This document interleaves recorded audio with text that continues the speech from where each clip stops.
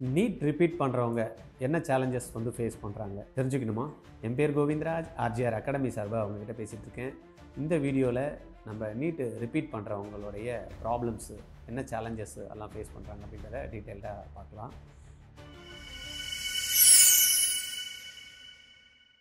இந்த வீடியோவுக்கு போகிறதுக்கு முன்னாடி நீட் ரிப்பீட் பண்ணி 2026 கவர்மெண்ட் சீட்டு எடுத்தே ஆகணும் அப்படின்றவங்களுக்கு RGR academy regular and special batches வந்து அட்மிஷன்ஸ் வந்து போயிட்டுருக்கு. உங்களுக்கு ஐடியா இருந்ததுன்னா சென்னையில் தங்கி படிக்கணும் அப்படின்னா 8695186953 இந்த நம்பரில் கால் பண்ணி பேசுங்க. உங்களுக்கு சீட்டு எடுக்கிறதுல நாங்கள் உத்தரவாதம் கொடுக்குறோம், இல்லைனா உங்கள் ஃபீஸை வந்து ரீஃபண்ட் பண்ணுறோம். சரியா? ஓகே. இப்போ ரிப்பீட் பண்ணுறவங்க என்ன ப்ராப்ளம் வந்து ஃபேஸ் பண்ணுறாங்க அப்படின்னா, இந்த ரிப்பீட் பண்ணுற குழந்தைங்க வந்து பார்த்திங்கன்னா பல தரத்தில் இருக்குது. ஒன்று வந்து பார்த்திங்கன்னா இப்போ தான் வந்து +2 முடிச்சுட்டு ஸ்கூல் படிக்கிறப்ப சும்மா லைட்டாக அப்படி படிச்சிருப்பாங்க, எக்ஸாம்ஸ் அப்பியர் பண்ணியிருப்பாங்க. அவங்களுக்கு ஒன்றும் ரொம்ப அந்தளவுக்கு கண்டென்ட் வந்து ரொம்ப டெப்த் இருக்காது. இன்னொரு பசங்க என்ன பண்ணுவாங்க, ஏற்கனவே 1 இயர் நல்லா வந்து படிக்கணும்னு போயிருப்பாங்க. பட்டு அங்கே போய் படிக்கிறப்ப சேர்க்கை வந்து சரியில்லாமல் அங்கே போகிற பசங்க கூட ஒரு ஃப்ரெண்ட்ஷிப் வச்சுக்கிட்டு டிஸ்ட்ராக்ட் ஆகிட்டு 1 வருஷம் படிச்சிருப்பாங்களே தவிர என்ன படித்தாங்கன்னே தெரியாது. அவங்களுக்கும் வந்து மார்க் வராது. திருப்பியும் அவங்க வந்து 1 வருஷம் ரிப்பீட் பண்ணலான்னு வருவாங்க. சில பேர் ரிப்பீட் பண்ணுறவங்க இருக்காங்க இல்லையா, அவங்களுக்கு எதுக்காக வந்திருக்கணும்னு தெரியாமல் 1 வருஷம் 2 வருஷம் ரிப்பீட் பண்ணிகிட்டே இருப்பாங்க. அந்த ஃபோக்கஸ்டு வந்து பார்த்திங்கன்னா அவங்களுக்கு இல்லாமல் இருக்கும். இதில் அந்த ஃபோக்கஸ்டு இல்லாமல் இருக்கிறப்ப அந்த படிக்கக்கூடிய அந்த இன்ஸ்டியூஷன்லேயோ இல்லை டீச்சர்ஸோ, என்னப்பா நீ வந்து 1 வாட்டி வந்துட்ட 2 வாட்டி வந்துட்ட என்ன இப்படியே இருக்கிற அப்படின்றப்ப அந்த மன உளைச்சல் வந்து அந்த குழந்தைங்களுக்கு இருக்க தான் செய்யும். ஆனால் எதுக்காக அந்த டீச்சரோ இல்லைனா அந்த இன்ஸ்டியூஷனில் இருக்கிறவங்க சொல்கிறாங்களோ அப்படின்றத அந்த குழந்தை வந்து ஆராய்ச்சி பண்ணுறது கிடையாது. அந்த மனவேதனை ஜாஸ்தியாகிட்டு அந்த குழந்தைனால கண்டினியூ பண்ண முடியாமல், மற்றவங்களையும் ஃபேஸ் பண்ண முடியாமல் இந்த சேலஞ்சஸ் வந்து ரைட்டா. அப்போ இன்னொரு வகையில் இருக்கிறவங்க என்ன பண்ணுவாங்கன்னா, எப்போ பார்த்தாலும் படிக்கிறதுல வந்து எந்த சப்ஜெக்ட் அவங்களுக்கு வருமோ அதில் தான் கான்சன்ட்ரேட் பண்ணிகிட்டு இருப்பாங்க. ஒரு குழந்தைக்கு வந்து ஃபிசிக்ஸ் வந்தால் அந்த குழந்தை எப்பயுமே ஃபிசிக்ஸ் தான் படிச்சுட்டு இருக்கும். கெமிஸ்ட்ரி வந்தால் கெமிஸ்ட்ரி தான் படிச்சுட்டு இருக்கும். பயாலஜியில் வந்தாலும் பயாலஜி தான் படிச்சுட்டு இருக்கும். வராத ஒரு சப்ஜெக்டில் அந்த ரிப்பீட்டராக பண்ணுறவங்க வந்து பார்த்திங்கன்னா ஃபோக்கஸ் பண்ணுறாங்களா அப்படின்றது இல்லை. அதே போல் ஒரு வாட்டி ரிப்பீட் பண்ணிட்டாங்க அப்படின்றப்ப அவங்களுக்கு மைண்டில் ஒரு செட் ஒன்று உருவாகிருக்கும், இப்படி தான் படிக்கணும், இப்படி தான் செய்யணும் அப்படின்ட்டு. அதை செகண்ட் டைம் பண்ணுறப்ப வந்து பார்த்திங்கன்னா அவங்களால என்ன ஆகுது, மாற்றிக்க முடியாமல் திருப்பியும் அதே ஸ்ட்ராட்டஜியை ஃபாலோ பண்ணுவாங்க. டீச்சர்ஸோ இல்லைனா அங்கே இருக்கவங்கள ஏதாவது அவங்களுக்கு ஒரு ஸ்ட்ராட்டஜியை வந்து சொல்கிறப்ப அதை எடுத்துக்கிறதுக்கு ரெடியாக இருக்க மாட்டாங்க. அப்போ இங்கேயும் வந்து பார்த்திங்கன்னா அவங்களுக்கு பாதிப்புகள் ஏற்படுது.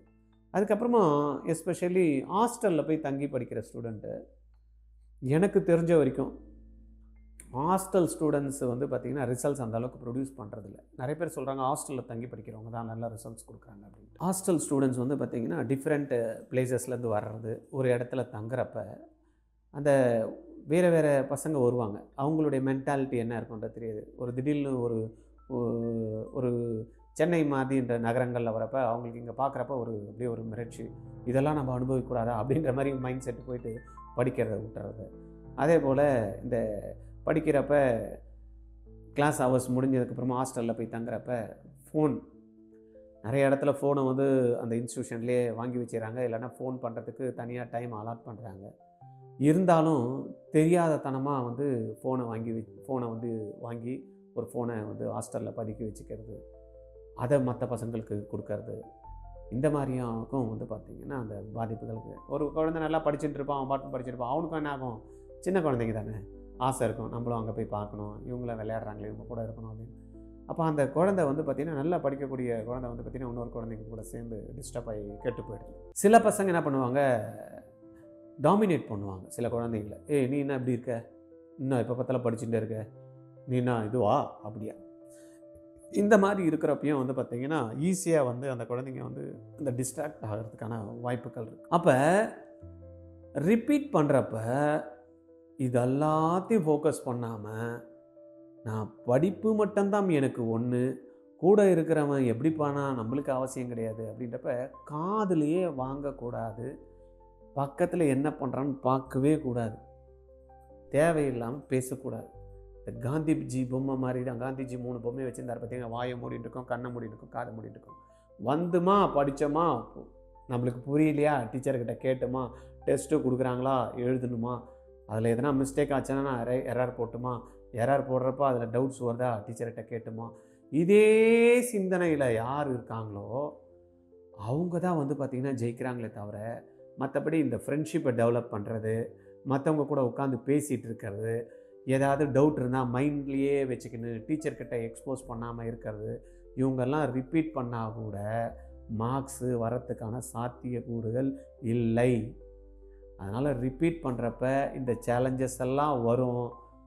நீங்கள் ஹாஸ்டலில் இருக்கிறப்ப இதெல்லாம் நீங்கள் ஃபேஸ் பண்ணுவீங்க. இது எல்லாத்தையும் நீங்கள் அவாய்ட் பண்ணுறதுக்கு கற்றுக்கணும். இதெல்லாம் இல்லைன்னா தான் நான் ஜெயிப்பேன்னா, ஒருத்தங்க கூட வாழ்க்கையில் வந்து பார்த்திங்கன்னா பிரச்சனையே இல்லாமல் சாதிச்சேன்னு எவனுமே கிடையாது. பிரச்சனைகள் இருக்க தான் செய்யும்.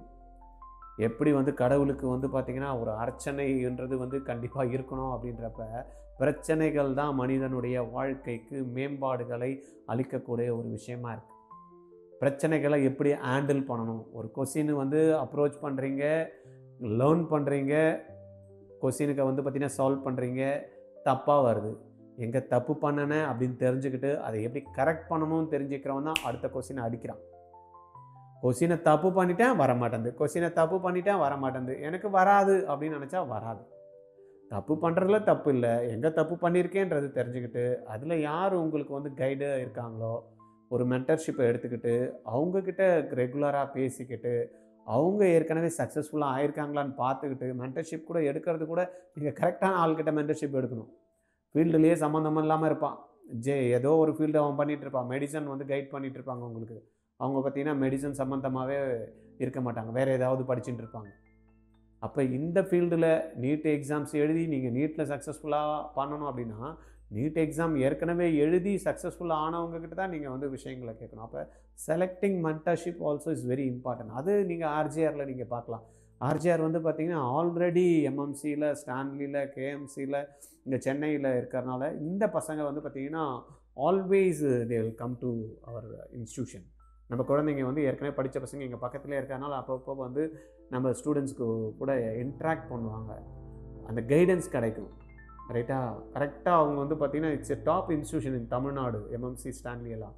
அந்த மாதிரி இன்ஸ்டியூஷனில் இருக்கிற குழந்தைங்க வந்து உங்களுக்கு ப்ராப்பர் வந்து ஒரு கைடன்ஸ் கொடுப்பாங்க.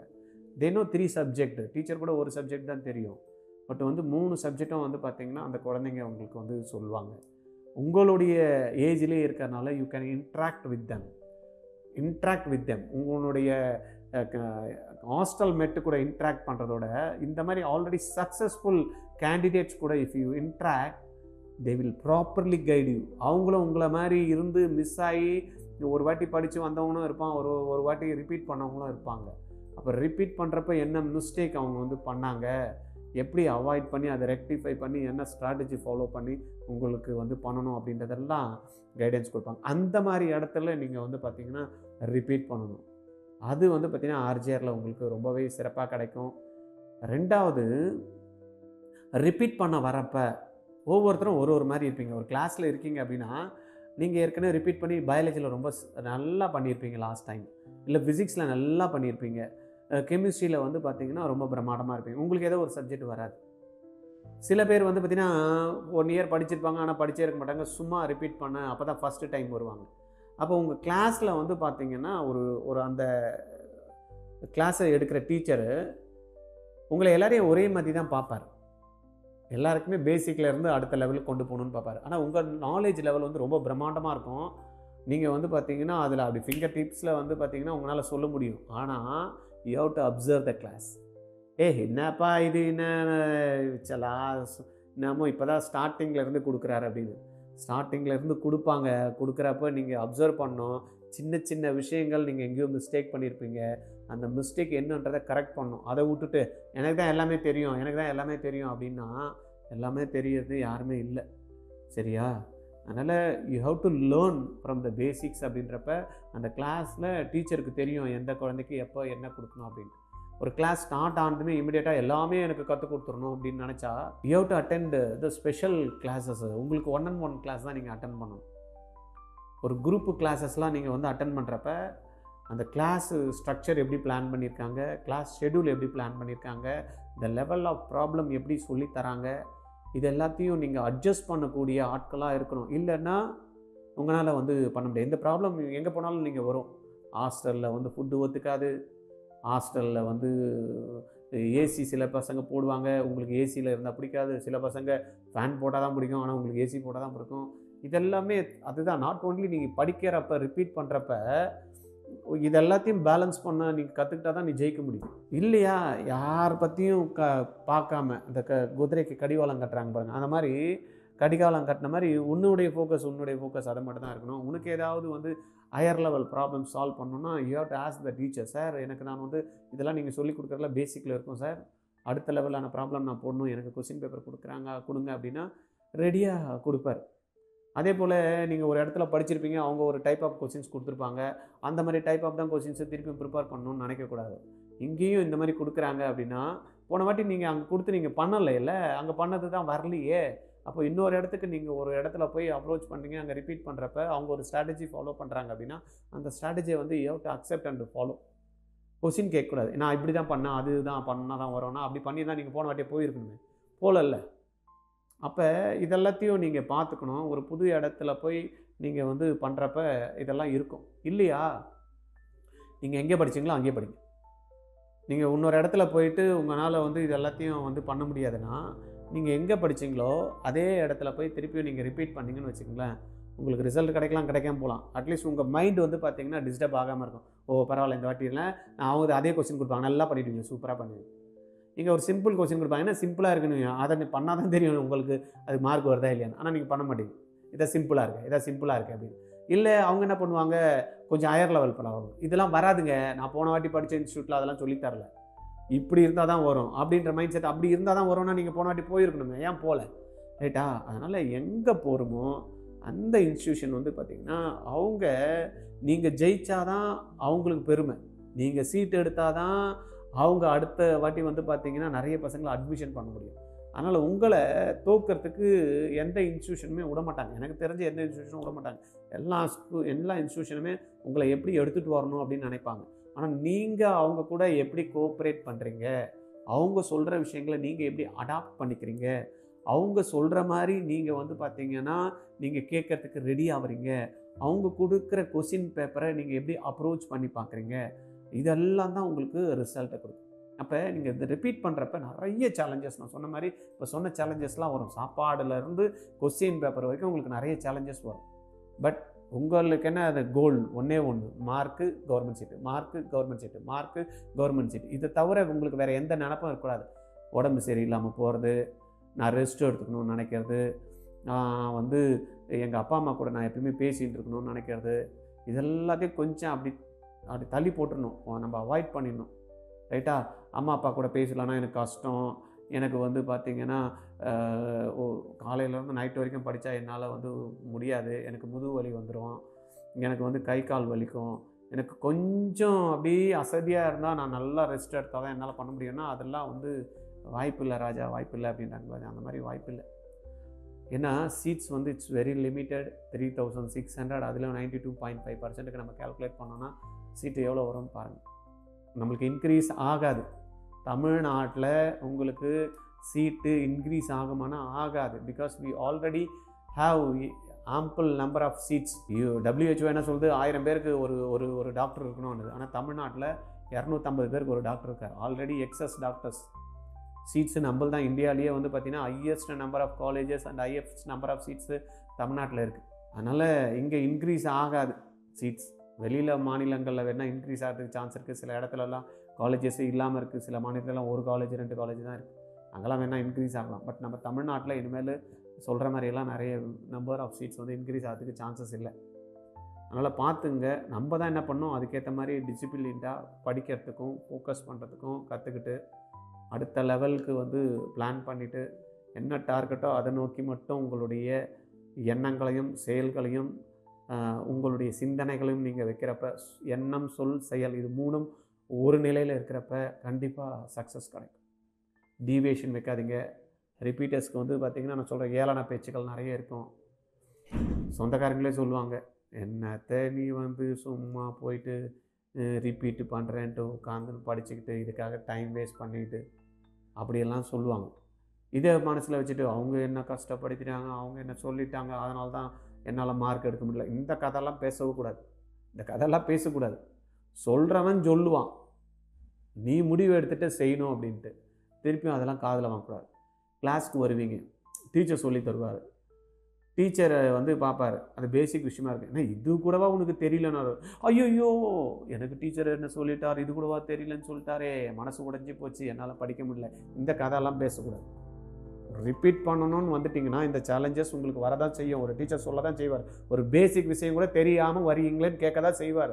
அதை நீங்கள் என்ன பண்ணணும், ஓ இது பேசிக் விஷயம் கூட எனக்கு தெரியாமல் இருக்கு, நான் எப்படி கற்றுக்கணும் அப்படின்றத அதை சொல்கிறீங்களா. தடைக்கற்களை படிகற்களாக மாற்றி நீ அடுத்த ஸ்டெப்பு போகணுமே தவிர, ஐயோ தடை வந்துடுச்சு அவ்வளோதான், என்ன இவங்க சொல்லிட்டாங்க, டீச்சர் அப்படி சொல்லிட்டாங்க, அவங்க இப்படி சொல்லிட்டாங்க, ஹாஸ்டலில் வந்து இப்படி தான் இருக்கணும்னு கட்டுப்படுத்துகிறாங்க. அப்படிதாம்மா, ஒரு கட்டுப்பாடு இல்லைன்னா எப்படி அடுத்தது நம்ம வர முடியும், புரியுதா? அதனால் இந்த கட்டுப்பாடுகள் எல்லாம் தேவை.